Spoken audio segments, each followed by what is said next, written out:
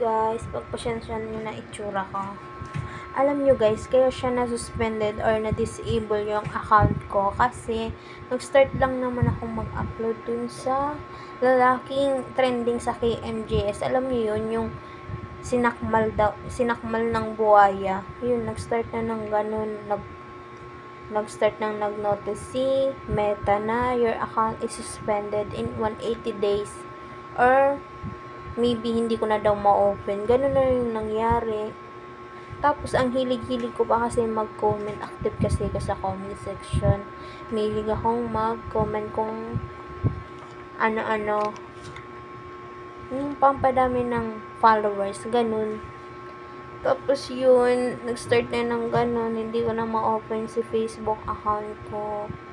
Sayang yung account ko na 20 days.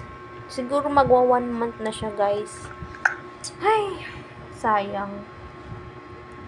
Parang ayoko nang gumawa ng Facebook account.